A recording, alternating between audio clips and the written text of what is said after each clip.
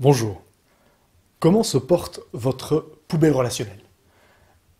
Est-elle vide ou est-elle pleine, débordante? Et est-ce qu'elle dégage une odeur vraiment nauséabonde?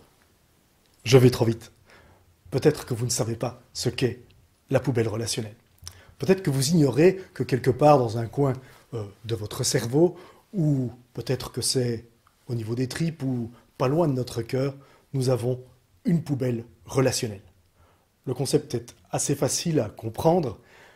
Chaque fois que je vis une tension avec un proche, avec mon conjoint, avec ma famille, avec des collègues ou avec des amis, chaque fois que je me sens agressé ou blessé et que je ne prends pas soin de cela, c'est-à-dire que je ne vais pas en parler avec l'autre, chaque fois, je mets cela dans ma poubelle relationnelle.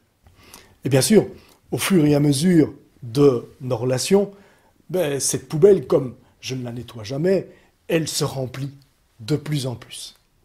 Et à un moment, ça fermente, ça dégage des gaz nauséabonds, et un jour, ça explose. C'est comme ce fameux vase que une seule petite goutte finit par faire déborder.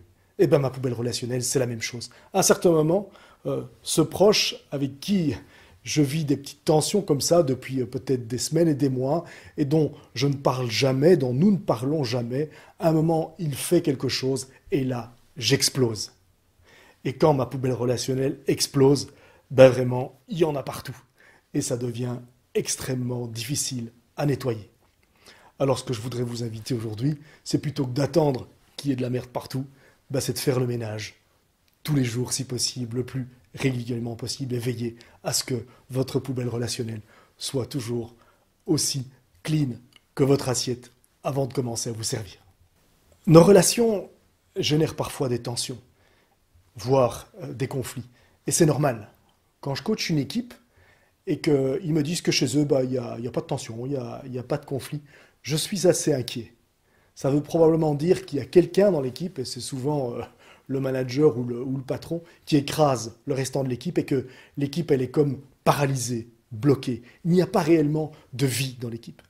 Les tensions, les conflits, c'est des signes de vie. C'est donc positif, c'est quelque chose qui permet de grandir. Bien sûr, si je mets toutes ces tensions et tous ces conflits dans ma poubelle relationnelle, à ce moment-là, ce n'est pas le surplus de vie qui m'attend, ce n'est pas la croissance, mais c'est plutôt l'explosion dont je parlais tout à l'heure. Alors, qu'est-ce qu'il faut faire par rapport à ce type de tension? Ce qu'il faut faire simplement, c'est en parler. C'est en parler, c'est pas compliqué, simplement ne pas laisser passer une tension. Chaque fois que vous vous sentez quelque part mal à l'aise par rapport à ce que quelqu'un a dit, par rapport à la réaction d'une personne, surtout si cette personne est importante pour vous, si cette relation est importante pour vous, que ce soit votre conjoint ou quelqu'un au bureau avec qui vous bossez quasi tous les jours, ça vaut la peine de soigner cette relation, et donc ça vaut la peine de veiller à ce qu'avec cette personne, votre poubelle relationnelle soit parfaitement clean tous les jours. Alors vous me direz, oui, c'est bien simple de parler de ce qui ne nous convient pas, de parler de ces tensions que je ressens, mais j'ai déjà essayé pas mal de fois, et la plupart du temps, ça se dégrade dans un conflit, dans des tensions encore plus fortes. Eh bien oui, évidemment.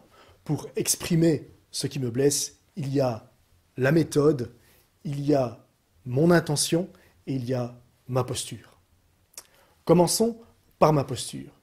Si je pars du principe que j'ai raison, que c'est l'autre qui a tort, mieux vaut ne pas commencer, parce que vous allez directement au clash. Donc partez du fait que votre ressenti, c'est votre ressenti, c'est votre vérité, ce sont vos émotions dont vous êtes responsable. Ce n'est pas ce que ressent l'autre. Votre point de vue, ce n'est pas son point de vue. Son point de vue n'est pas plus faux ou plus vrai que le vôtre. C'est sa vérité et c'est votre vérité. Donc partez donc de cette posture qui comprend que l'autre a sa vérité, sa réalité, son ressenti, et que vous avez le vôtre. Ça, c'est au niveau de la posture. Seconde chose, c'est au niveau de l'intention. Souvent, notre intention, c'est de faire changer l'autre d'avis.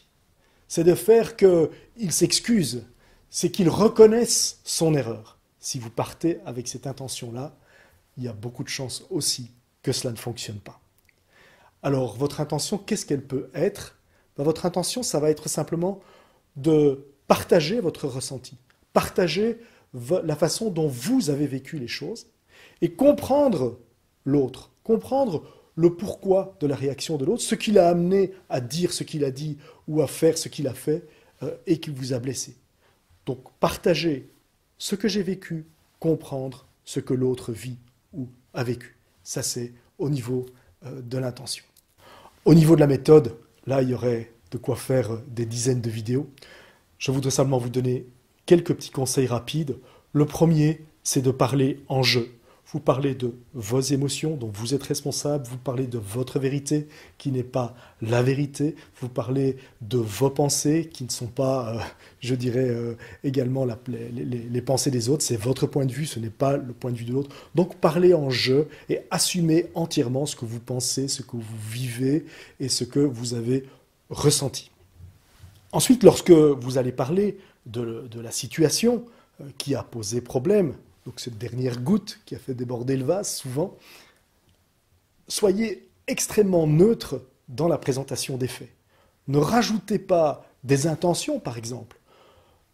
Ne dites pas ce que vous pensez que l'autre pense, limitez-vous simplement aux faits, rien que les faits. Partagez ensuite ce que ces faits, ce que cet événement a généré en vous, comme ressenti, comme émotion. Je me suis senti ridicule, je me suis senti pas considéré, je me suis senti pas écouté. C'est votre ressenti dont vous êtes responsable. Exprimez alors votre besoin et votre demande.